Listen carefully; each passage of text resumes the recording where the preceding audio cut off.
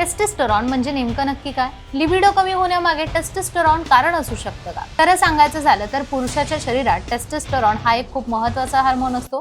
ते काय काम करतं आणि सेक्शुअल डिझायर म्हणजेच सेक्स करण्यासाठी इच्छा यावर त्याचा कसा परिणाम होतो. उदाहरणार्थ दाढी मिशा येणं, आवाज जाड होणं, मसल्स वाढणं, शरीरात एनर्जी असणं आणि सर्वात महत्त्वाचं म्हणजे सेक्स करण्याची इच्छा निर्माण होण्यासाठी फक्त मन किंवा इमोशन्स पुरेसे नसतात. शरीरात पुरुष सेक्स बद्दल इंटरेस्ट कमी वाटतो, इरेक्शन वीक होऊ लागतं, स्टॅमिना कमी झाल्यासारखं वाटतं. पण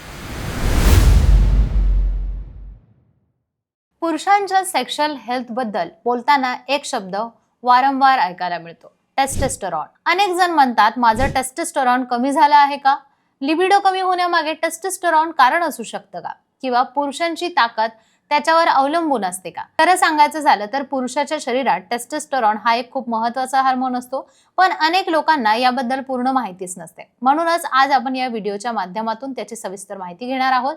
पुरुषांच्या शरीरात टेस्टोस्टेरॉन नक्की कसं असतं, ते काय काम करतं आणि सेक्शुअल डिझायर म्हणजेच सेक्स करण्यासाठी इच्छा यावर त्याचा कसा परिणाम होतो.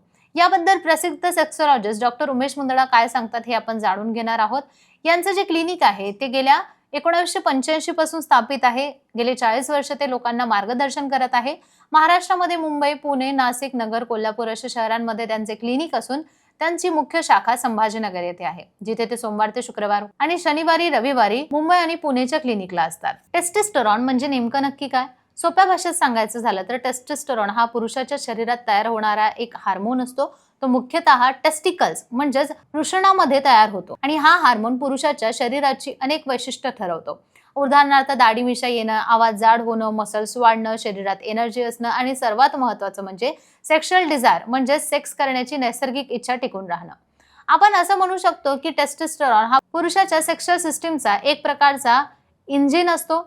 हे इंजिन व्यवस्थित चाललं की गाडी स्मूथ असते, पण इंजिन कमजोर झालं की गाडी चालत नाही, ताकद कमी जाणवते. हा हार्मोन कमी झाला तर पुरुषांना अनेक बदल जाणवू शकतात. दुसरा महत्त्वाचा की टेस्टोस्टेरॉन आणि लिबिडो म्हणजे सेक्शुअल डिझायर याचा संबंध आहे का? डॉक्टर सांगतात की पुरुषाला सेक्स करण्याची इच्छा निर्माण होण्यासाठी फक्त मन किंवा इमोशन्स पुरेसे नसतात, शरीरामध्ये हार्मोन सुद्धा गरजेचे असतात. टेस्टोस्टेरॉन योग्य प्रमाणात असेल तर पुरुषाला नॅचरली सेक्स बद्दल इंटरेस्ट वाढतो, त्याला पार्टनर जवळ येण्याची इच्छा होते, इंटिमसी तो एन्जॉय करतो. पण काही वेळा असं होतं की पुरुष म्हणतात पूर्वी माझी इच्छा जास्त असायची, आता कमी होते, किंवा मन आहे पण बॉडी रिस्पॉन्ड करत नाहीये. अशा परिस्थितीत हार्मोन्सची लेवल कमी असतं, कारण हार्मोन्स कमी झाले की लिबिडो हळूहळू होऊ लागतो. पुरुष सेक्स बद्दल इंटरेस्ट कमी वाटतो, इरेक्शन वीक होऊ लागतं, स्टॅमिना कमी झाल्यासारखं वाटतं. पण इथे एक महत्त्वाची गोष्ट समजून घेणं गरजेचं आहे. प्रत्येक वेळी लिबिडो कमी होण्यामागे टेस्टोस्टेरॉनचं कारण नसतं.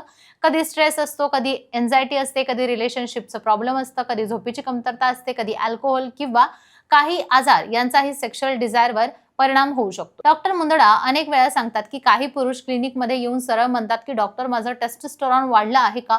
पण प्रत्यक्षात तपासणी झाल्यावर कळतं की त्यांचं हार्मोनल लेवल नॉर्मल असतं. समस्या दुसरीकडे असते, त्यामध्ये मग लाईफस्टाईल असेल, कम्युनिकेशनचा गॅप असेल. टेस्टोस्टेरॉन बद्दल घाबरण्यापेक्षा समजून घेणं जास्त महत्त्वाचं असतं. आणखी एक गोष्ट म्हणजे वय वाढल्यानंतर हार्मोन्स कमी जास्त होतातच आणि ही नैसर्गिक गोष्ट आहे. साधारणपणे 30 ते 35 वयानंतर दरवर्षी त्यात थोडी घट होऊ लागते. पण याचा अर्थ असा नाही की पुरुषाचं सेक्शुअल लाईफ संपून जातं. योग्य लाईफस्टाईल, एक्सरसाइज आणि बॅलन्स गोष्टी घेतल्या, डाएट केलं तर ते प्रॉपर होऊ शकतं आणि सेक्शुअल लाईफ सुद्धा चांगली असू शकते. बराच काळ हेल्दी ते राहू शकतात.